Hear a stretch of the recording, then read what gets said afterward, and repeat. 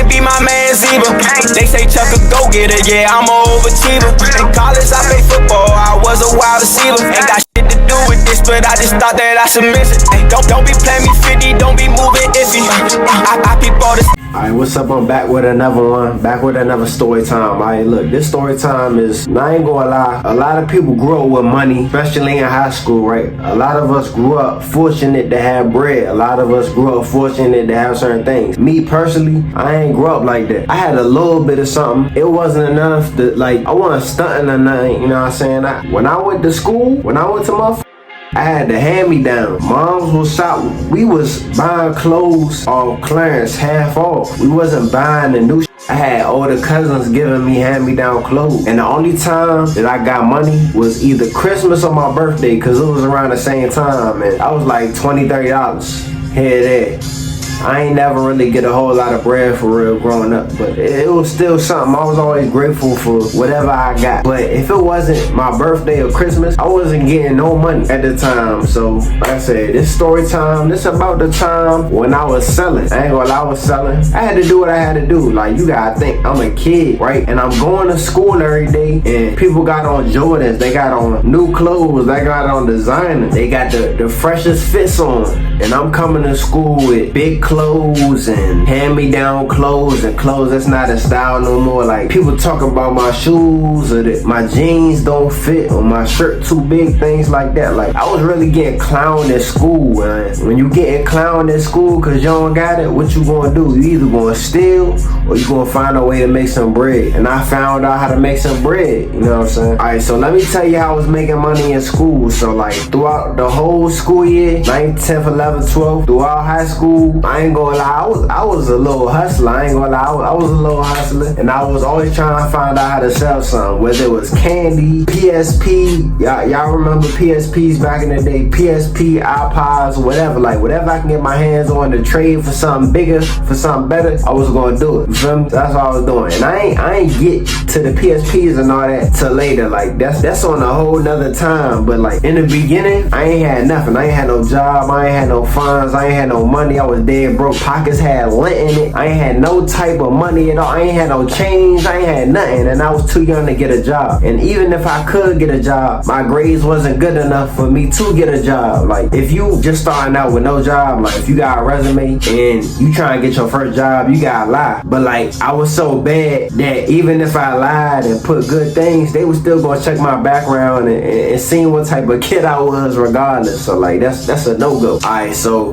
my dad, my stepdad, I call him my dad. My pops work at Canada Dry, right? He work at this drink company called Canada Dry, and he at like the top, he like the head manager. So he's the person that goes to the stores like 7-Eleven and all these different places and checks to see if the drinks is in the right spot. He goes to all these places like to see if the drinks is in the right locations. And sometimes he will bring drinks home. So he will come home with like 20-30 cases like in his trunk. He tell me, hey, unload the trunk, and the trunk will have 20-30 cases of sodas and juices in it. So he used to put that in the garage. So I'm seeing this like every couple weeks. I'm seeing them, and if it wasn't every couple weeks, it was probably like every month. But I'm seeing them bring drinks home by the load. I'm talking about like drinks on drinks on drinks, like a whole lot of drinks. Like I said, 20-30 cases. Mountain Dew, fruit punch, Fanta, Hawaiian punch. And in school, it's certain drinks that they don't have in the vending machine. So it's certain drinks that's in the vending machine. I mean, it's certain drinks that my dad had in the house. It's certain drinks that we had in the crib that they didn't have in the vending machine. So I don't know what made me think of the idea, but to be honest, I was probably tired of being broke. And I wanted some money. So I had the bright idea, let me sell some drinks. But I had to come up with a plan first. Like, I couldn't just take cases to school because they gonna see me take the cases. And I couldn't just open up cases because they gonna notice it's a whole lot of sodas gone at one time. You know what I'm saying? So I had to come up with a plan. So I had to strategically think, all right, I need to sell these drinks. Because before I even sold the drinks, I was selling candy, I was selling Yu-Gi-Oh cards. In middle school, I was selling anything. Like, I had a Game Boy back in the day, Game Boy Advance. I was selling my games. Like, I was selling CDs. I was selling anything for real. Like, I was really selling.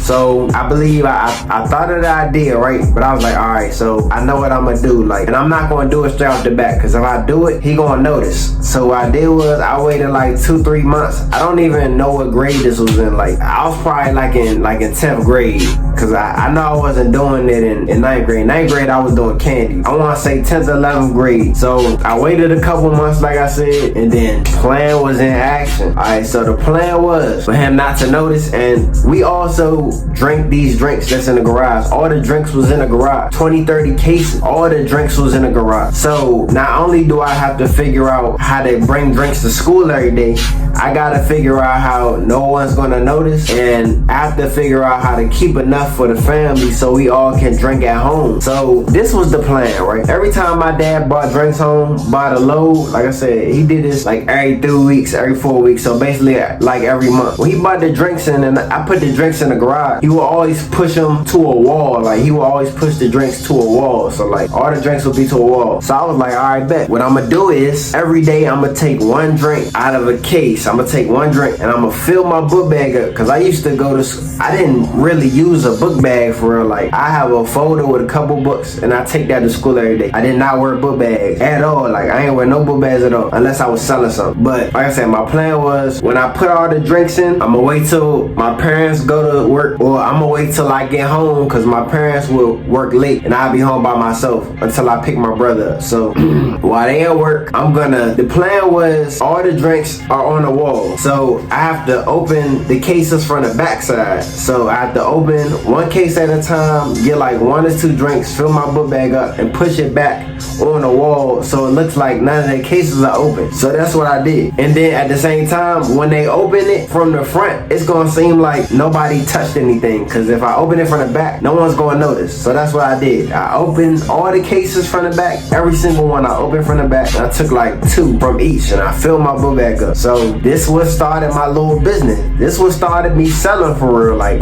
and this is the most money that I ever made. This is the best investment that I ever did. Like, Pop's gonna bring home the drinks and I'ma sell the drinks. And no, he didn't know I was selling the drinks, because why would I tell this man I'm selling drinks? Like, they would have shut that down off the rip. So from that point on, I went to school, literally, bruh. Every single day I went to school and I sold drinks. And the drinks that I didn't sell that day, I'll wait till the next day and I sell the rest. So I never refilled everything. I never refilled my bag all the way.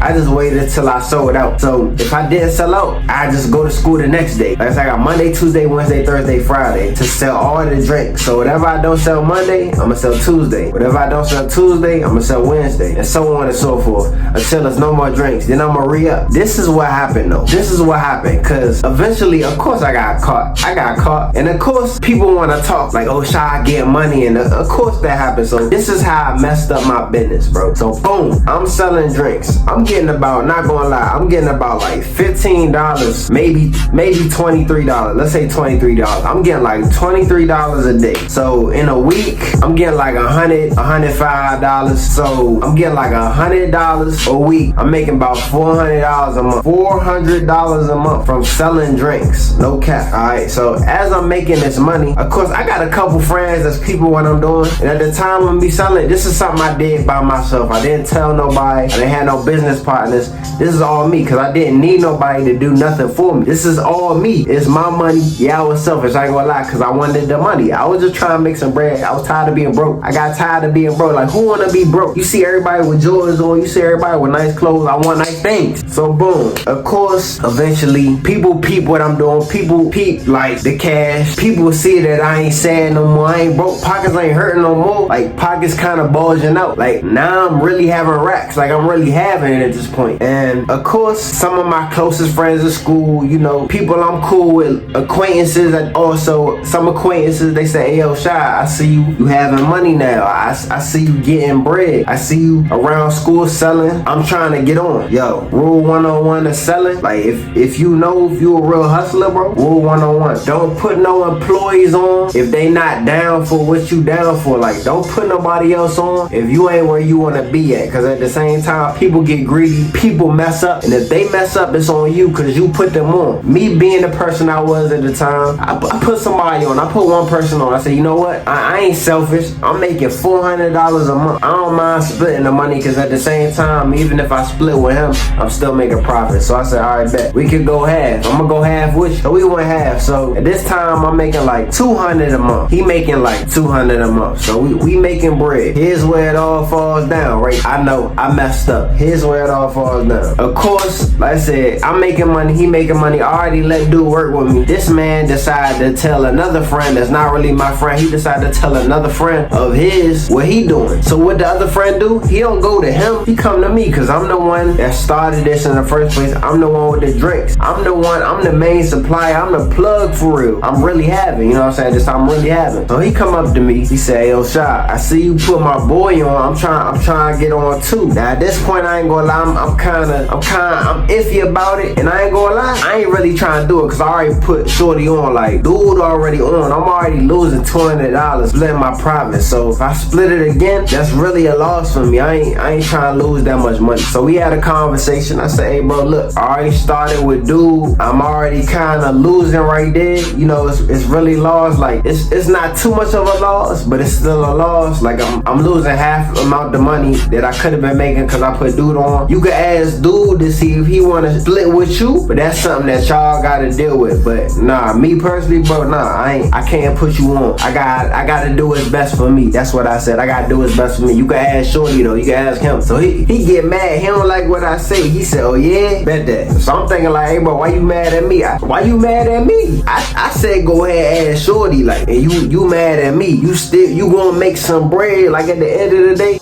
This is broke, and this is the first time I'm getting money. So, and also, I was doing this for about like 5 months. So 5 months total, like between me doing it by myself and me putting dude on, about 5 months. So after that little heated exchange, it wasn't even an argument for real. Like, I said no, I stood on business. I don't got time for that. If he got a problem, like I said, he can ask Shorty. But man, tell me why, like a couple days later, man, teachers started pulling me to the side, and I started selling drinks around the same time. I always sold my drinks during lunchtime. I had a whole hour. You know, in high school, you get a whole hour. I had a whole hour, and I was selling the drinks in the cafeteria. And the reason I did that was because it didn't look weird with me selling drinks in the cafeteria. Because the cafeteria, everybody got drinks, everybody got food. So it was nothing weird going on. So every transaction I made, I get somebody a drink. I had my book bag, but I also had the drinks out. So I get somebody a drink, they slip me $1. Like, they put it in a folder, or they put it in a sheet of paper. Like, they dap me up and give me the money like that. Like, it was always a smooth transaction. I ain't really never had no trouble. Tell me why, yo, a teacher come out of nowhere, like, I swear, out of nowhere. Like, they came around the corner. I was sitting down by the window. I had money in my pocket. I was probably counting a good 15. I was charging $150 a drink, regardless of the size of the drink. Whether it was a can or a bottle, I was charging $150. Tell me why this teacher come out of nowhere around the corner. My school separated in the hallways, A, B, C, and D. I was in A hallway, chilling, sitting by the window. Tell me why this man come around the corner and say, hey, I know what you doing. Now, you either gonna stop what you doing or you gonna go to the office. Bro, I automatically knew who snitched,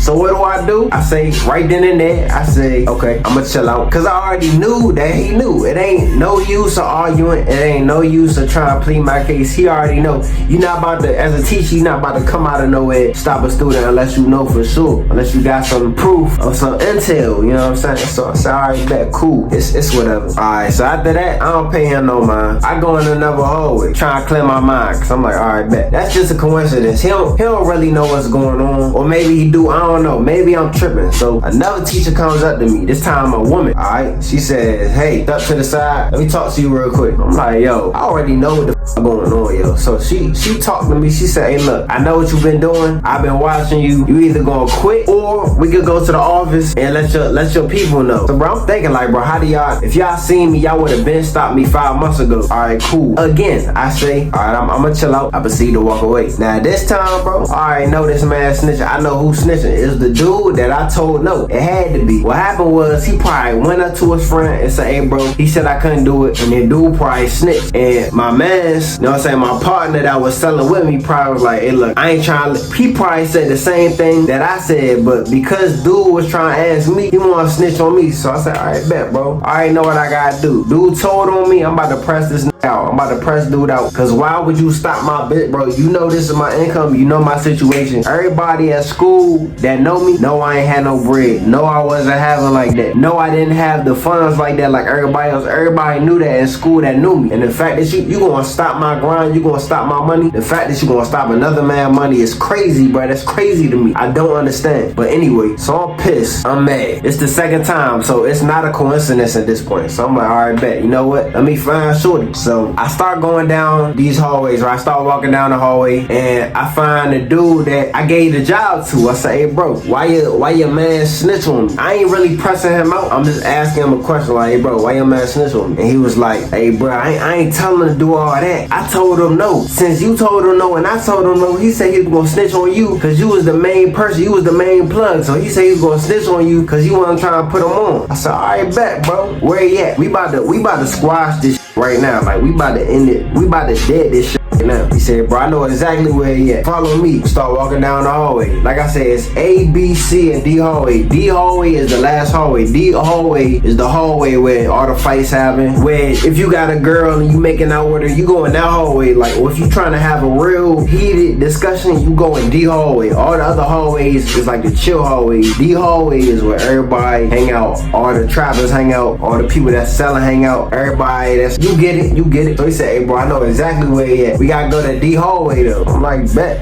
it's whatever. Like, you ain't about to snitch on me and stop my money. So we walking the D hallway, right? We walking. At this point I'm mad, I'm heated, and I ain't gonna lie, I wanna put hands on shorty, but I'ma ask him, did he snitch on me? I just wanna know the truth, bro. So we walking. I see shorty talking to a girl, right? I see shorty talking to a girl. I walk up to him, I say, hey bro, I got one question, bro. Don't even lie to me, bro. Don't even lie. And it's not a coincidence. The two teachers came up to me and asked me the same question, so I know it's not a coincidence. And the only way they would know to ask me these questions is if they got it from you. So I'm gonna ask you one time and one time only, man. Did you snitch on me? Tell me why this man had the nerve to look at me to my face. He looked at me straight in my face, smiled, and say, nah, bro, I ain't mean snitch on you, bro. What happened was, I was just asking the teacher a question, a hypothetical question, and they just knew it was you because your name ringing around the school. That's some bullshit. I said, so you went to a teacher, told the teacher what I'm doing, and they just so happened to know exactly what I'm doing. Like, in detail, know exactly what I'm doing. This man started making excuses. This man trying to fake cry his way out the situation. This man started just making up bullshit.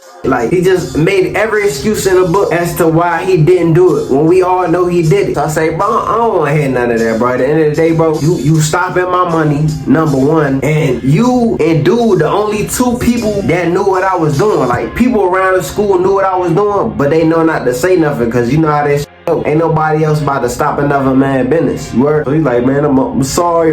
Like, fake apologizing. Then out of nowhere, he want to get mad. He want to turn up on me, and he want to say, man, you should have gave me a shot. You should have put me on. Like, you see, that's the problem. Like, you don't want to put nobody on. Like, you try to hold out the money. Bro, I ain't gonna lie, bro. I smacked him. I decked him. You know what I'm saying? I wasn't even trying to do that to shorty. I wasn't even trying to hit him, no. But he was talking too much. He lied straight to my face. Then you gonna try to play me like you ain't say what you said, so I decked him. I stole him in his face. I shouldn't have did that, but at the end of the day, bro, you're not about to play with my money. You're not about to play with me, and you're not about to play with my time, and you gonna put some respect on my name. After I hit him, he get up. He pull his pants up. He say, hey, shorty, what you trying to do? What you trying to do? He pull his pants up. He do one of these, and he ready. I'm already knowing, so I'm already here with it also. I threw a jab at him. He ducked, and this nigga want to tackle me in the locker. After the first punch, he already knew another one was coming, so he want to duck. He tackled me into the locker. Once he tackled me into the locker, I grabbed him by the back of his shirt, and I sling his ass. It's a locker right here. There's a locker behind me. He tackled me. I hit the locker. I grabbed his ass, and I slung him back into the locker. He going back and forth, and because I'm mad, I got adrenaline in me, so I'm jabbing him. I'm giving him uppercuts. I'm elbowing. Hitting him with a good two-piece. Everybody know during school fights, the fights don't last this long. As soon as we start fighting for real, the people that was in D hallway, they was already crowded around. They already knew what was gonna go on because they could tell by us yelling at each other that it was gonna be a fight. They could tell by the tone in my voice that it was gonna be a fight. So at the end of the day, we ain't even fight that long. It was probably like 20 seconds. Fights be short. Teacher start running down the hallway. Somebody grabbed me. I don't even know who grabbed me. It's probably my boy. Somebody grabbed me, picked me up, put me on one side of the hallway. They grabbed him, put him on the other side of the hallway, and all I hear is, he hit me. That's why I told him, like, snitch. Yo, bro. Yo, what the telling you, like, yo. So you gonna admit what you did as you getting escorted down the hallway. Cool, that's fine, but you get no cool points for that though. And at the end of the day, I got in trouble. I got a phone. Well, my mom got a phone call, and I just got in trouble for putting my hands on somebody. Me selling drinks was never a thing though. Like they never said I was selling drinks, so I was cool on that. I took my L at home. I took my L, of course. You know, I was on punishment, things like that. Moms told me, hey, you don't put your hands on people. You know how I go. You gotta be respectful to people. We had that talk, but I ain't talked to dude no more. Every time I seen him in the hallway, it was whatever. And my boy, we was still cool, but his mans though, like I don't even know shorty. And like, you don't have no business asking me for no business. You know what I'm saying? You have no business asking me for no business. And I learned a lesson that day too, man. Like, yo, if you gonna do something, do it yourself. Like, at the end of the day, I should have just kept doing it by myself. I shouldn't even put my boy on, cause I don't know, like, you know, you can't control what everybody else got going on. You can only control yourself. So I had no idea that he was gonna tell his people. But of course, if you getting money, you gonna tell somebody that you trust. But like I said, I ain't trust shorty. I trusted my boy. I ain't trust shorty. I ain't really know shorty for real. Like, he really an associate, I guess. But like I said, at the end of the day, I don't on him. I don't even know him like that, but we ain't even gonna speak on him for real. But hey, bro, that's the end of the story. And like I said, it's best that you do you. That's the lesson that I learned. Do you. But man, like I said, that's the end of this story time, bro. If you like this story, then go ahead and leave a like and subscribe. I appreciate y'all for showing love, man. If y'all want more story times, let me know. I don't know what type of video to make. I don't know what type of videos to make unless y'all let me know. So y'all let me know what y'all want to see. Alright, it's your boy Shy Fades. I'm gonna see y'all next time. Bow! I know you're not, she's a dime.